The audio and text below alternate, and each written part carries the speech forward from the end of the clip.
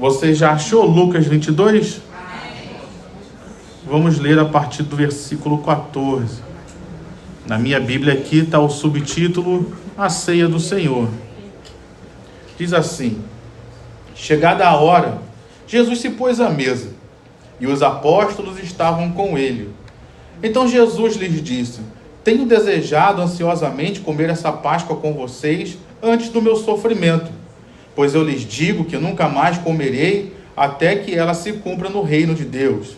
E pegando um cálice, depois de ter dado graças, disse: peguem e repartam entre vocês, pois eu digo a vocês que de agora em diante não mais beberei do fruto da videira até que venha o reino de Deus. E pegando um pão, tendo dado graças, o partiu e lhes deu, dizendo: isto é meu corpo que é dado por vocês. Façam isso em memória de mim. Do mesmo modo, depois da ceia, pegou o cálice, dizendo: este cálice é a nova aliança no meu sangue derramado por vocês. Mas eis que a mão do traidor está comigo à mesa, pois o Filho do Homem vai segundo o que está determinado, mas ai daquele por quem está sendo traído. Então começaram a perguntar entre si qual deles seria o que estava para fazer isso. Feche seus olhos, Pai. Nós estamos aqui nesta manhã e precisamos ouvir a Tua voz, Senhor. Então que o Senhor venha calar toda a voz contrária, venha calar a nossa própria voz também, para que nós possamos ouvir aquilo que o Senhor tem para nós e saiamos daqui abençoados. Saiamos daqui edificados e fortalecidos pela ministração da Tua palavra. Assim nós oramos, Pai, que toda barreira caia por terra e a Tua palavra venha produzir frutos em nós e seja pregada com total liberdade. É o que nós oramos em nome de Jesus. Amém e amém. Nós vivemos num tempo muito midiático e nós vemos muitas pessoas aí, esses artistas, seja na área da TV, teatro, na música, eles sempre fazem questão de estarem na mídia. Eles sempre fazem questão de estarem aparecendo de alguma forma, porque quem não é visto não é lembrado. Então eles estão sempre fazendo questão de aparecer para estar incutida na mente das pessoas a imagem deles, a música deles, para que isso venha trazer um consumo, para que isso venha trazer uma projeção. Então eles fazem isso para que a visão deles, o trabalho deles esteja vivo na memória das pessoas. Jesus aqui, de uma certa forma, estava fazendo também, instruindo a sua igreja com algo semelhante. Ele nos ensinou a celebrar a ceia, nos ordenou a celebrar a ceia do Senhor, também com um objetivo. Qual objetivo o Senhor estava querendo ali? Está no texto. Fazer isso. Jesus queria o quê? Manter a memória dele viva em nossos corações. Manter a memória dele viva na nossa mente, para que ele não seja esquecido. E isso, querido, é algo interessante. Eu queria trazer isso para nós, porque ele se esforçou e nos deu essa instrução. Jesus, então, ele quer que nós tenhamos ele na mente. E olhando para isso, eu queria trazer para nós não só que nós pensássemos sobre o seu sacrifício, que nós não só pensássemos sobre Jesus na cruz, mas eu queria que nós trouxéssemos a nossa memória, Lucas 22, do 14 em diante, que nós trouxéssemos a nossa memória a vida de Jesus também, porque ele é o nosso maior exemplo. Diariamente estamos lidando com diversas situações que, se nós olharmos para a vida de Jesus, ele nos deu exemplo de como vencê-las. Ele nos deu exemplo de como lidar com elas. Então eu queria que nós pensássemos sobre isso nesta manhã, manhã de ceia do Senhor, manhã de nós estamos aqui em comunhão uns com os outros, em comunhão com Ele. Jesus, Ele sendo o nosso maior exemplo, Ele nos deixou o caminho a ser seguido. Ele nos deixou o caminho a ser traçado Ele nos deixou o exemplo da postura que Ele espera de cada um de nós nessa terra. Então, olhando para Jesus, como é que Jesus viveu, queridos? Jesus viveu agradando a Deus.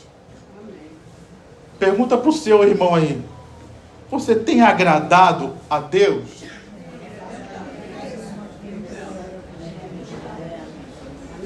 Jesus, a vida dele inteira, ele se esforçou para agradar a Deus, não cumprir a sua própria vontade. Ele não ficou buscando agradar as pessoas do seu tempo. Ele não ficou buscando fazer conchavos para agradar as pessoas do seu tempo. O objetivo de vida de Jesus era agradar a Deus. E qual é a coisa que mais agrada a Deus que nós façamos? Fazer a sua vontade. Obediência.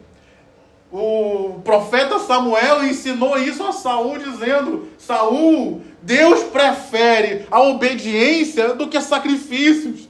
Deus prefere a obediência do que ofertas. Deus prefere obediência do que você fazer qualquer outra coisa. Então é melhor obedecer, usando o texto específico, é melhor obedecer do que sacrificar. Então hoje, querido, olhando para a vida de Jesus, já está nos ensinando alguma coisa. Como é que Deus quer que eu viva nessa terra? Agradando a Deus.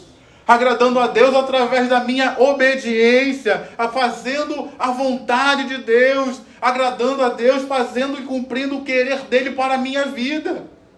Então hoje nós estamos sendo confrontados. Será que eu estou agradando a Deus? Ou será que eu estou desagradando a Deus? Como é que eu sei que eu estou agradando ou desagradando? Se eu estou fazendo a sua vontade. Uma segunda coisa que Jesus me ensina a viver, e Ele fez isso também da sua vida, Ele fez tudo para a glória de Deus. O apóstolo Paulo, na carta de 1 Coríntios, no capítulo de 10, ele vai nos dizer: se você for comer ou beber ou fazer qualquer outra coisa, faça tudo para a glória de Deus.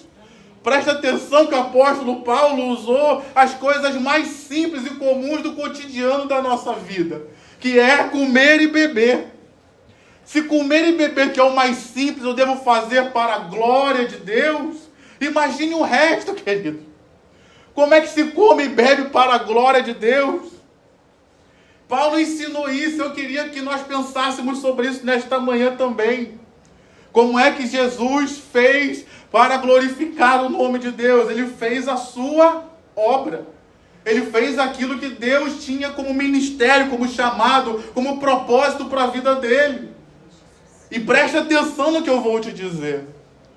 Jesus executar o ministério dele para a glória de Deus não era algo fácil não, queridos. Se nós olharmos hoje, nós temos alguns irmãos aí por fora que eles fazem a obra de Deus, mas para a glória do nome deles e não para a glória de Deus. Eles fazem a obra, mas é para a glória da denominação deles, da placa da igreja deles. E o nome de Deus não é glorificado. Imagina Jesus, um ministério cheio de sinais e prodígios. Ele tinha tudo e podia ter tudo para glorificar a si mesmo e exaltar o seu próprio nome. Mas não, tudo que ele fez para exaltar o nome de Deus. Tudo que ele fez para glorificar o nome de Deus. Nessa manhã, meu irmão, você trabalhe para a glória de Deus. Nessa manhã você serve, como o pastor Paulo me antecedeu aqui falando, você serve, sirva para a glória de Deus. Nessa manhã, meu irmão, você está aqui, você ore para a glória de Deus. Você viva para a glória de Deus. Seja lá o que você for fazer, você está no ministério, você está na introdução, você está pregando, você está cantando, você não está aqui para que o teu nome seja glorificado. Nós estamos aqui para que o nome de Deus seja glorificado, e Jesus fez isso no ministério dele. Então, queridos, Jesus está nos ensinando aqui, trazendo isso à memória. Olha como eu vivi. Olha como eu passei esse tempo na terra. Quer saber o que Deus pensa? Veja como Jesus viveu, veja como Jesus andou. E você vai saber qual é a mentalidade de Deus sobre aquela situação, sobre aquela circunstância. Então, como é que Deus quer que nós vivamos, queridos? Deus espera que nós vivamos agradando a Ele e glorificando o nome de Deus, para a glória de Deus. Mas uma outra coisa que Jesus nos ensinou, com o seu proceder, com a sua vida, Ele combateu o pecado, queridos. Jesus nunca passou a mão na cabeça de ninguém. Jesus nunca mudou a sua palavra para agradar alguém. Ele sempre chamou o pecado de pecado. Hoje nós vivemos numa sociedade em que muitas pessoas têm mudado o nome das coisas para tentar disfarçar o pecado que elas praticam. Por exemplo, nós temos visto aí nas redes sociais, nas mídias, vários casais aí desses conhecidos aí, famosos, que estão num casamento aberto. O que é um casamento aberto, pastor? É um casamento que o casal aceita que ele se relaciona sexualmente com outras pessoas. Está na moda aí fora, querido, lá fora se comenta isso. Mas eu não quero saber como é que a sociedade chama isso, eu quero saber como é que a Bíblia chama. E a Bíblia continua chamando isso de adultério, e adultério continua sendo pecado. Então, às vezes a gente quer mudar o nome das coisas. Ficou aí na mídia aí, durante tanto tempo, Farofa da GK, que era uma influencer. E eu não sabia disso, eu fui ler esses dias aí, num comentário, de que a propaganda desse evento que foi feito era que ali aconteceriam coisas piores do que Sodoma e Gomorra. Era a propaganda que eles fizeram. Não importa como é que você chama, queridos. A Bíblia chama isso de orgias, pecado. Então Jesus, ele nunca passou a mão na cabeça de pessoas com relação ao pecado. Ele nunca tentou mudar a palavra de Deus para agradar o coração das pessoas. Muito pelo contrário, ele sempre tratou o pecado como pecado. Ele sempre tratou o pecado com a verdade, para que a pessoa fosse liberta. Conhecereis a verdade, e a verdade vos libertará. Para que eu seja liberto do pecado, para que eu vença o pecado, eu preciso vencê-lo com a palavra, eu preciso vencê-lo com a verdade. Se a gente tentar se enganar, queridos, a gente afunda. E a gente afunda feio no pecado. Existem diversos pecados, queridos. Mas eu queria falar de 3 pecados que Jesus combateu ferozmente no seu ministério. Quem pode me sugerir um que Jesus combateu ferozmente no seu ministério? Todos esses aí ele combateu, queridos.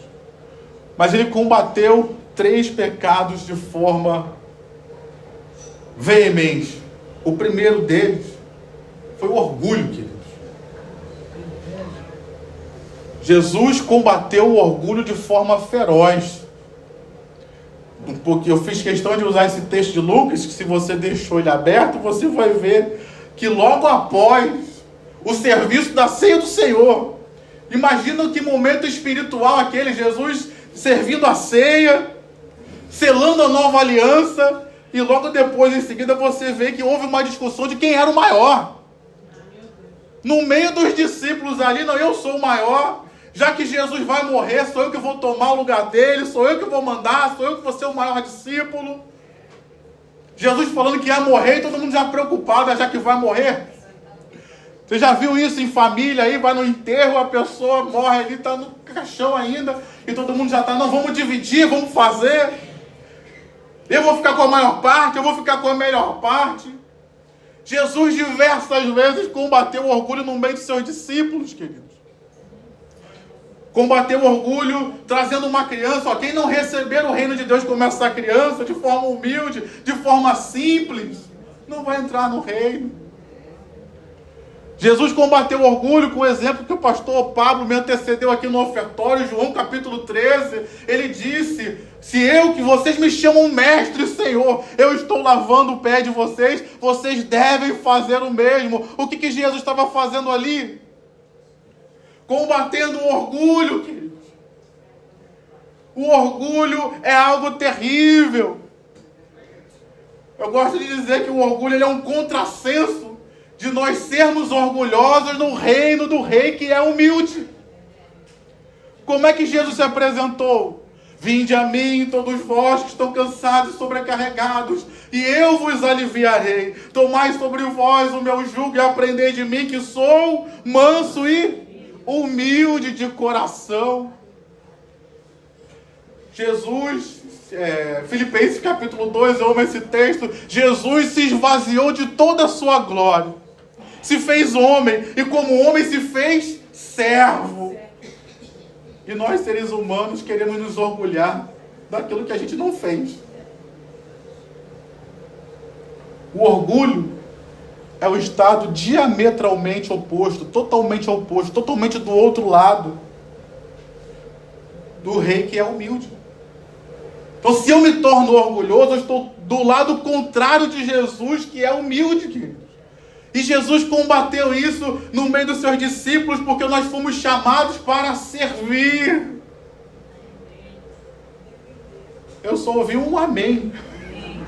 Fomos chamados para servir e não para sermos servidos. Se Jesus serviu e não foi servido, o que dirá nós?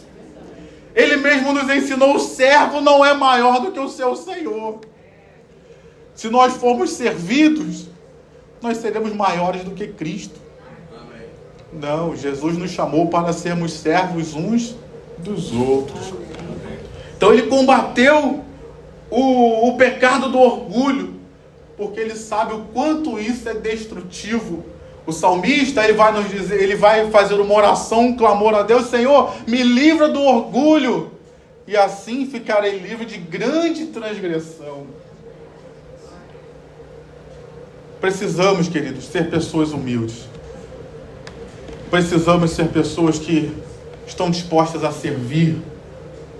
Posso ouvir um amém? Amém. Precisamos ser pessoas que estão dispostas a seguir o caminho do Mestre. O caminho do Mestre é um caminho de serviço. Precisamos ser pessoas que não se acham melhores do que as outras só porque estão numa posição de destaque. Eu não sou melhor do que você só porque eu estou aqui compartilhando uma palavra. Talvez eu seja até o mais necessitado. O apóstolo Paulo, ele mesmo vai dizer: eu sou o pior dos pecadores. E Deus me usou como exemplo de misericórdia para que você entenda que Ele pode alcançar e usar a todos. Então Paulo, ele se vê como o mais necessitado, e por isso Deus o usava para que o nome de Deus fosse glorificado. Então às vezes nós achamos e trazemos uma importância sobre nós na qual nós não temos. Estamos aqui todos pela graça. Estamos aqui todos pela misericórdia. Estamos aqui todos porque cremos na obra que Jesus fez, não na obra que nós fazemos. Amém, meu irmão? Amém. O segundo pecado que Jesus combateu ferozmente foi a religiosidade, querido. Jesus combateu ferozmente os religiosos, fariseus, saduceus, os escribas, os mestres da lei. Foram as pessoas às quais Jesus deu os seus discursos mais duros. Ai de ti, ó fariseus! Ai de vocês que medem, dão o dízimo da hortelã, dão o dízimo das coisas que tem em casa, da horta que tem em casa, mas vocês negam os principais preceitos da lei. Jesus combateu ferozmente essas pessoas. O que me faz ser um religioso, queridos? Religiosidade, preste atenção nisso. É um pecado que quem comete, de alguma forma, ela está tentando se aproximar de Deus. Religiosidade não é um pecado que se comete daquela porta para fora. Religiosidade é um pecado que se comete daquela porta para dentro. Somos nós que somos os religiosos. A pessoa que está lá fora no mundo, está vivendo o mundo, ela não tem como ser religiosa, ela não está buscando a Deus.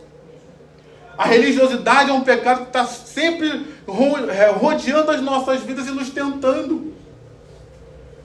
O que seria uma religiosidade, queridos? Isso aqui é uma definição do Rafael, tá em livro teológico, se tiver igual, coincidência. Mas religiosidade é atribuir a algo que eu faço um valor que não tem. Tem pessoas que fazem isso? Eu estava olhando na internet, tem umas coisas. Na internet diz que o cidadão lá diz que o homem não pode usar bermuda, porque a unção está na calça. A calça, ela protege a perna para que a unção não saia. Então quer dizer, se você andar de bermuda, a unção perde, mas se você estiver de calça, a unção fica. Atribuindo um valor a uma obra nossa que não tem.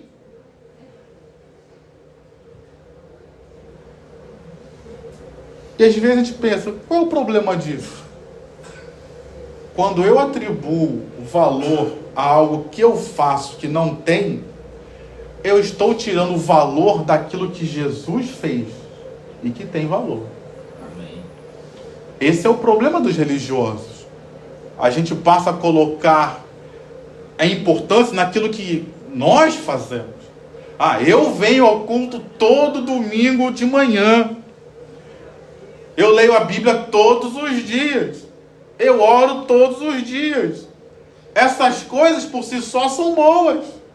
Mas se eu começo a atribuir valor e importância em mim de fazer essas coisas e me achar melhor do que os outros porque faço essas coisas, aí eu já estou sendo religioso. E Jesus combateu ferozmente a religiosidade daqueles homens naquele tempo. Você já ouviu falar da oferta corbã? A oferta corbã está lá em Marcos capítulo 7, depois você lê em casa. A oferta corbã era uma oferta que a tradição dos judeus inventou. Você conhece o mandamento: honrará o seu pai e a sua mãe. O que os judeus, naquela época, honrar pai e mãe, não era, hoje também, né? Mas naquela época de uma forma mais veemente, mais intensa, honrar pai e mãe não estava ligado só a você lembrar da memória dele, lembrar daquilo que ele te ensinou. Isso também estava incluído. Mas também estava incluído você sustentar o pai e a mãe na velhice. Hoje em dia nós temos aí pensão, nós temos aí aposentadoria. Naquela época não tinha isso. Quando a pessoa ia ficando idosa, os trabalhos daquela época, a grande maioria eram braçais. Então o que acontecia? A pessoa ia envelhecendo, o filho assumia o trabalho do pai e da mãe, fazia a colheita, cuidava do gado e sustentava o pai e a mãe. Tinha que honrar o pai e a mãe com esse sustento. Se você pode honrar seu pai e sua mãe hoje, sustente também, abençoe também, pague o plano de saúde, compre os remédios. Mas naquele tempo o pai e a mãe não tinham sustento nenhum, não tinha renda nenhuma se os filhos não sustentassem. O que os fariseus, os religiosos da época fizeram? Inventaram a corbã. Era uma oferta que quando o jovem chegava lá no templo, ele dizia: não, aquele dinheiro que eu deveria dar ao meu pai e à minha mãe sustentá-los, é corbã. Eu vou pegar esse dinheiro todo e vou ofertar no templo e vou dar ao Senhor. Era isso que eles faziam.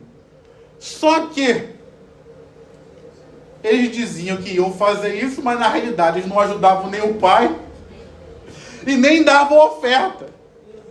Aí Jesus repreende os religiosos da época dizendo: vocês, com a tradição de vocês, vocês dão mais importância à tradição do que ao mandamento. Porque as pessoas estavam deixando de honrar pai e mãe para seguir a tradição humana. E Jesus chegou ali repreendendo veementemente. Religiosidade, queridos, que tem muitas vezes nos afastado de Deus. A gente acha que é espiritual, mas quando somos religiosos, na realidade, nós estamos sendo tão carnais quanto os outros que estão fazendo outros pecados. Será que temos religiosidade no nosso meio hoje em dia? Certamente que sim. E Jesus nos encoraja a abandonar isso, queridos. E nós nos voltarmos para aquilo que é verdadeiramente ser espiritual. E a terceira coisa que Jesus combateu como pecado veementemente foi a incredulidade, queridos. Jesus se preocupou muito, a gente tem ouvido isso do nosso pastor Roberto, Jesus se preocupou muito com a incredulidade dos seus discípulos.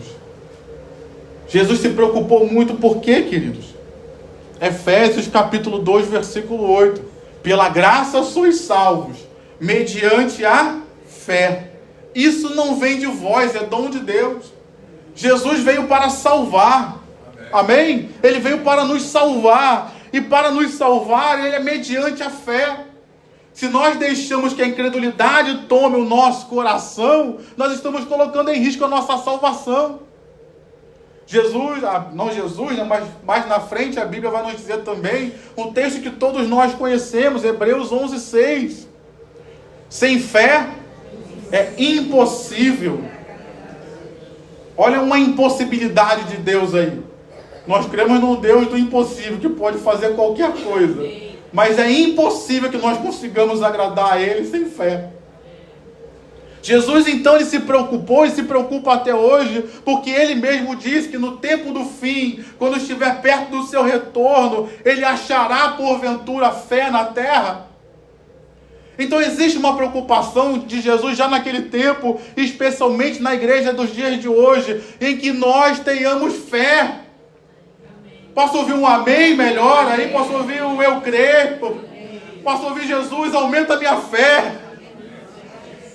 Ele se preocupou, queridos, em que seus discípulos tivessem fé.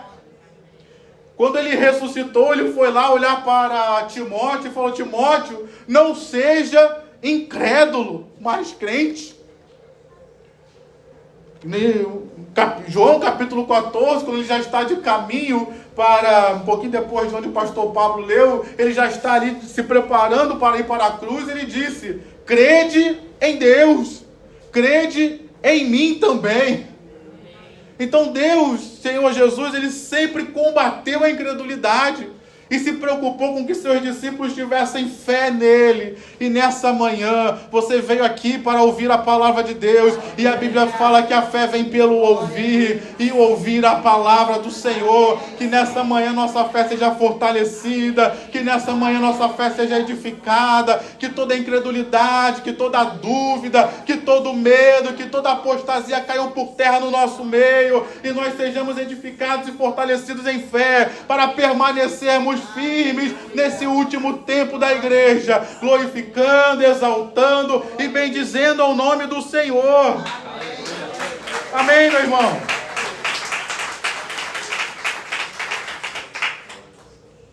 A Bíblia diz que quando o paralítico foi trazido à presença de Jesus, Jesus olhou para eles e o texto diz: vendo-lhes a fé.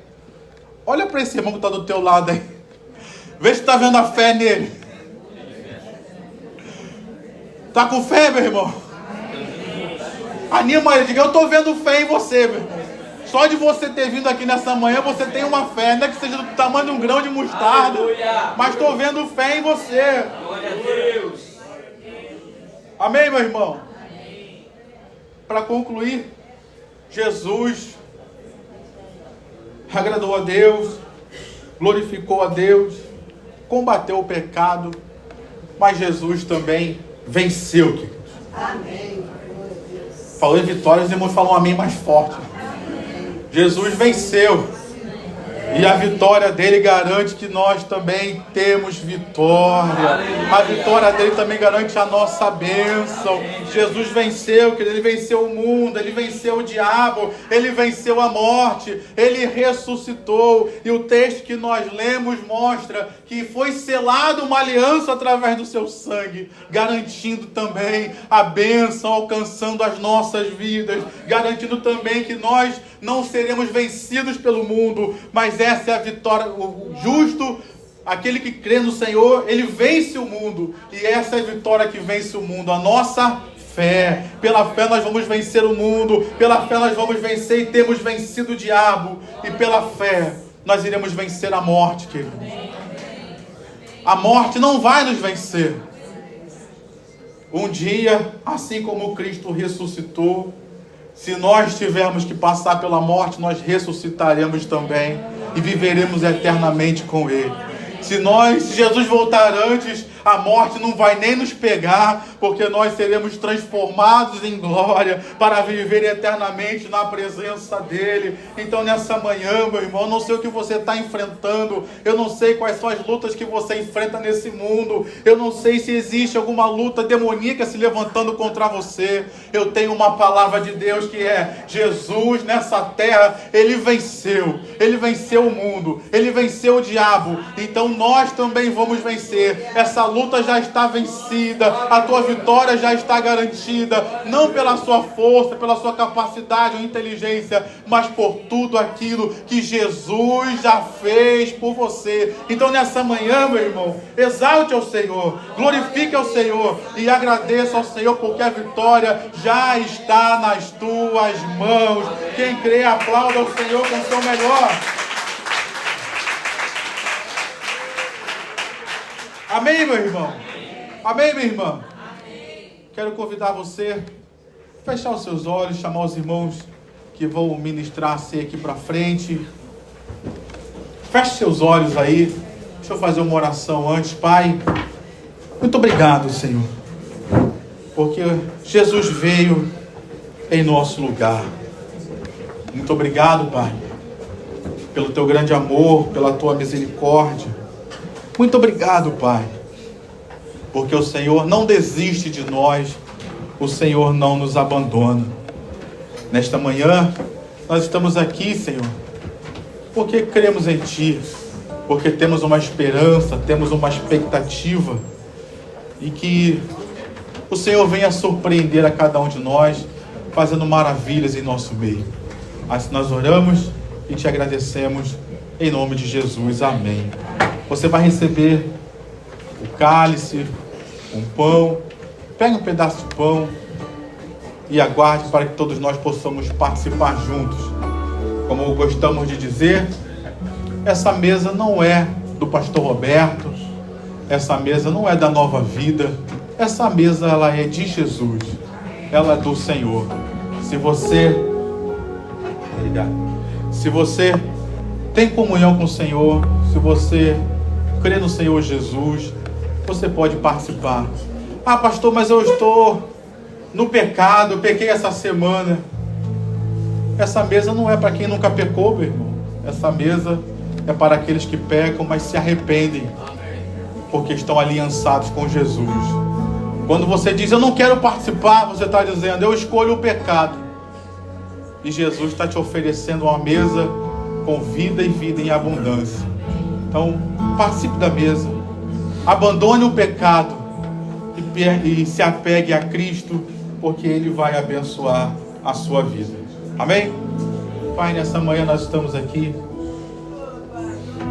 Pegue seu pedaço de pão. Nós estamos aqui nessa manhã, Pai, para agradecer ao Senhor por ter morrido em nosso lugar. Agradecer ao Senhor pelo teu grande amor manifesto pelas nossas vidas. Agradecer ao Senhor porque até aqui o Senhor tem nos sustentado, Pai. Quantas vezes pensamos em desistir e até desistimos, mas o Senhor não desistiu de nós. Então nós queremos, de posse desse pedaço de pão que representa o corpo do Senhor Jesus, que foi moído na cruz pelos nossos pecados, nós queremos te pedir perdão, Pai. Perdão todas as vezes que nós não agradamos ao Senhor, todas as vezes que nós vivemos para a glória do nosso próprio nome, para a glória da nossa denominação e não para a glória de Deus. Perdoa, Pai. Perdoa-nos, ó Pai, pelo orgulho. Às vezes que nós nos sentimos e nos achamos melhores do que os outros. Às vezes que por causa de orgulho ficamos como os discípulos, brigando uns com os outros e não pensando naquilo que era o melhor para o reino de Deus. Perdoa-nos, ó Pai, no nome do Senhor Jesus, por toda a religiosidade. Às vezes que a gente foi religioso, Pai, não espiritual. E às vezes até nos enganamos achando que estávamos sendo os mais espirituais de todos, quando na realidade era só a religiosidade das nossas vidas. Tem misericórdia de nós, ó Pai. Tem misericórdia de nós por toda a incredulidade. Às vezes nós lemos os evangelhos e vemos pessoas que ouviram pouco de Jesus e tiveram uma fé tamanha. E às vezes nós temos estado aqui domingo após domingo e às vezes somos tomados por uma incredulidade, Pai. Nós já ouvimos muito mais sermões, muito mais mensagens, lemos muito mais a Bíblia do que muitos irmãos que receberam grandes milagres, Pai. Tem misericórdia de nós nesse tempo, Pai. Tem misericórdia de nós, porque a Tua palavra nos diz que um dos pecados que teria no final dos tempos era a incredulidade, a apostasia, que é negar a fé. Livra-nos disso, Senhor. Nós nos achegamos a Ti nesta manhã. Se tem algum pecado que te acuse também, meu irmão, fala com Deus. Perdoa os nossos pecados, Pai. Como eu falei, perdoa as vezes que nós tratamos pecado como qualquer outra coisa, menos pecado. Não, Senhor. Nós queremos viver a verdade. E queremos viver uma vida agradável ao Senhor. Então perdoa, Pai, as nossas falhas. Nós abençoamos esse pedaço de pão e participamos dele em nome de Jesus. Amém e amém. Participe do pedaço de pão.